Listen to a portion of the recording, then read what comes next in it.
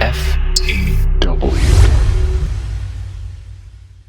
FTW Broadcasting here. We're back for the win. We bring you that hot Starcraft 2 action. Blistering Sands is the map right now. Record temperatures because we're going to have a super hot game for you. My name is Awall, and joining me, as always, is my boy Danny. We are a proud partner with the UEN.com, and we downloaded this one from SC2Replay.com, which I believe is the exclusive replay source for GO4SC2 tournaments. This is the October finals, cream of the crop. My pick is down here in the bottom left-hand corner. mouzMana, a member of Mouse Gaming. He's going to have his hand full because he's up against Danny's pick in the top right-hand corner. Sjow, he's playing as the Red Terran.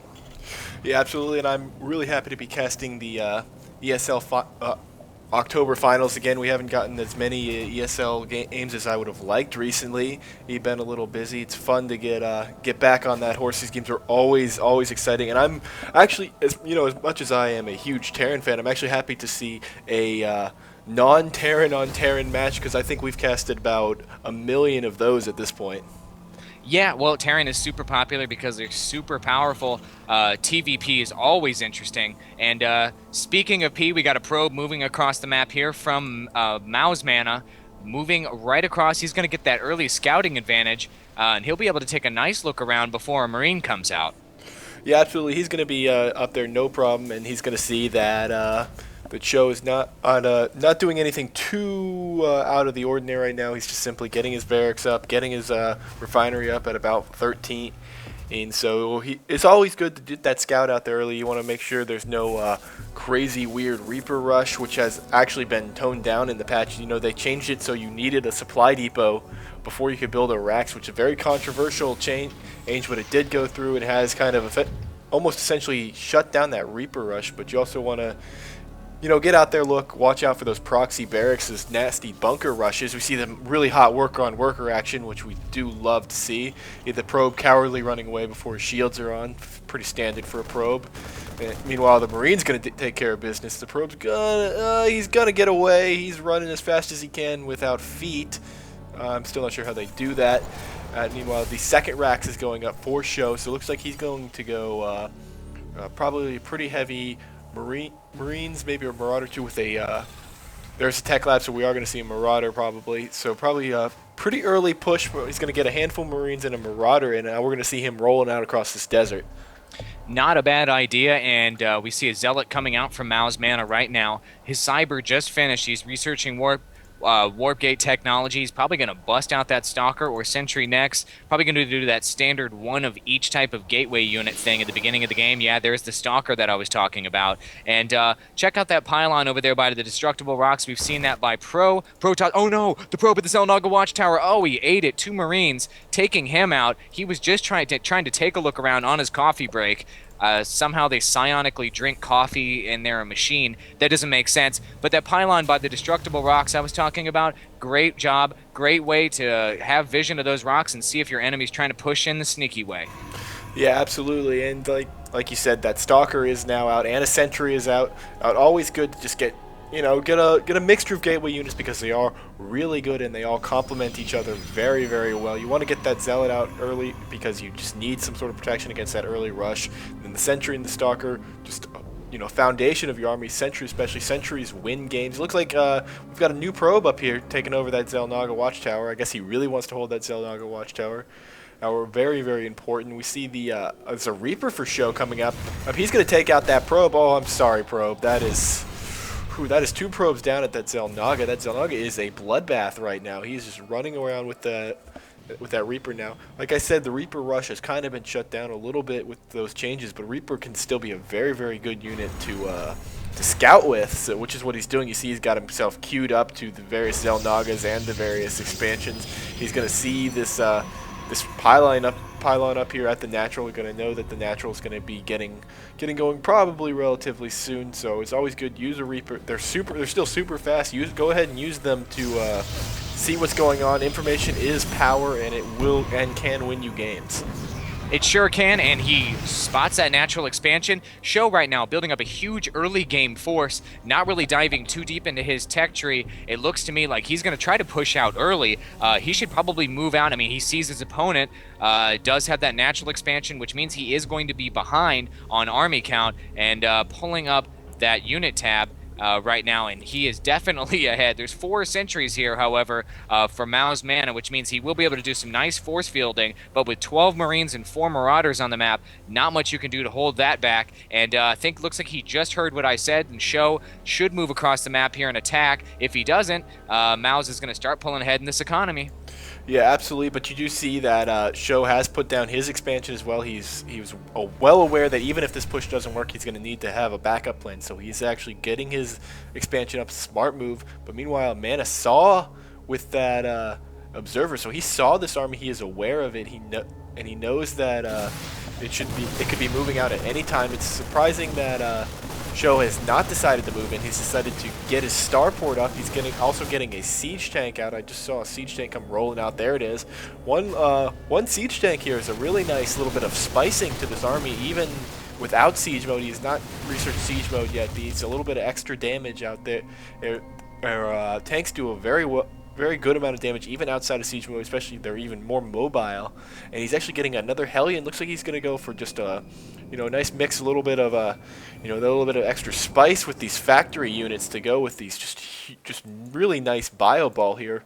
I wouldn't be surprised to see a medvac come out. You see that starport kind of flying around. Looks like it's going to take that reactor and probably pump out 2 quick medvacs, if I am going to guess right. There's the one, and well, just the one. I guess he changed to the reactor for Sjow. Maybe he just wanted to get another. More importantly, he wanted to get a tech lab on that barracks. So meanwhile, let's take a look at what Mana's doing right here. You're looking at the units tab. He's still got the zealots, the stalkers, and the sentries. He's got 2 observers out on the field. Very important. He's got them moving around very nicely. He has moved his entire army forward to guard this choke right here, and he is really, even though his army is a little bit smaller probably, he's going to be able to hold this choke, and with the right force field use, he can definitely control the way any sort of battle is going. So he's doing the right idea here, getting himself all geared up, and he's putting himself right in the right spot to have a good defense. He is, and information is the key, as you said, and he knows exactly what's happening right now. Both armies are mobilizing. We're seeing a lot more conservative play, I think, this game, because it is the finals and all the cheese is on the line. Dispersion bubble goes up, and right as I say conservative, these guys go buck wild. The force fields trapping everyone in, allowing those zealots to get in the game. The stalkers not really focusing down that effectively, stemming up, everything stemming up, and I think that's the big difference here, doing a superior amount of damage. This is just getting very, very close. Oh no, that dispersion bubble just went down. Oh, fantastic micro by Sjow. He's showing us what he has. Oh, just taking everything down there, and despite all those force fields, the Terran army was able to create that deadly concave that you hate to see. Some probes being pulled off the line here by Mana. Great job by him doing that. But oh my god, look at this micro from Sjow. He was quite the showman indeed. He just turned back around, I mean, faster than I could even keep track of there, and now there's a superior number of stalkers on the field. He needs to back them out, but now he's bringing Hellions in the game. Those stalkers are going to be a very effective counter there, as well as a Viking getting in the game right now. I don't know about the Viking, maybe he was anticipating a Void Ray of some sorts. I'm not sure. Gosh, just mouzMana getting all kinds of pressured right now, and Sjow is just not letting up at all as he's streaming reinforcements across the map. Yeah, absolutely. He's just doing a really nice job keeping those Hellions in, just doing a nice little micro by Mana to pull back, but then we have a little face-off here with that. You don't see the Vikings on the ground very often, but there it is, and those Hellions are getting locked in the back there. They did a significant amount of damage to those probes, though, and that Vikings needs to roll out, but here comes more reinforcements, a medevac, 2 Marauders, a Hellion. He is just keeping that pressure on. You see them reinforcements from all across the map. I don't know what Mana can do here. I don't know what he can do either. All of his probes were killed, not all of them, but a significant portion of them were killed just a moment ago, forcing to pull more of them off the line. Oh no, those Marauders going to slow him up real nice, getting a couple free kills there and a couple probes on the ramp. He's just going to decide to roll right up the ramp. Yeah, good decision by him to move back down, take out this expansion. All the while, I'm looking at Sjow's expansion on the other side of the map, fully saturated, mining it up, and he's doing great. So he's going to be able to reinforce better than mouzMana is. Once again, using the probes as tanks, moving them out forward. Those zealots just aren't fast enough. Without that leg upgrade, they just can't do anything against Marauders with that slow upgrade. Yeah, absolutely. Leg upgrade just finished in time for that Zealot to take about 3 grenades to the face, so that didn't actually really help. But here we go. Let's see how well it works out. They're getting right up on the Marauders, and they're able to do some damage now. Do a lot of damage. Those Marauders, however, are heavily armored, and they can stem up and actually counter that leg upgrade, which is really, really excellent micro as Sjow here. Just taking those Zealots to the house, and now they're all gone. I think he lost maybe 2 Marauders to like the 4 Zealots with that really, really nice slow and the micro. And he is just coming in again, carrying them up there, charging in. He just starts doing the little backup dance here. They're with the slow, and they just don't have the cooldown on the legs to really take him out. And then he just has no choice with the GG. And that was some just really, really nice work by Sjow there. Just, you got to give him all the credit in the world for the pressure and the reinforcements, and just with the right unit comp, keeping those, just some nice work with the Hellions taking out those probes, basically gimping Mana's economy a little bit so that he could not reinforce it to the same degree that Sjow could, which in the end he was just able to win that battle of attrition with some really, really nice micro. And there was nice micro by Mana too, but in the end it was just too many units for him to deal with. It absolutely was. And by the way, we were both tripping there. The concussive shell upgrade was not researched. That was just straight up micro on his regular shot with stim packs. That was super, super impressive. I hate to see Sjow just dominating on the micro end of things that game. Hopefully, Mana's going to be able to pull it out here. We are in the finals. So, ladies and gentlemen, if you like what you've seen here, you can head on over to our YouTube channel. That's youtube.com/FTWBroadcasting. I'm going to put up a little blue bar link here on the bottom of the heart. Click that to check out our channel. Also, you can click in the center of the heart to make Danny super happy. When you click that subscribe button, he does a sick dance. And above the heart, at the very top, will be a green bar. That'll link you to all the GO4SC2 tournaments that we've already casted. After we're done casting these, we're going to have about 40 videos from this tournament. Awesome, awesome, awesome European action. Thanks for tuning in. Stay tuned for the next game. Also, it's important to note that I think the mistake with the slow was your fault. Yeah, I guess it was. Hold on, you quit rubbing it in my face because my pick just lost.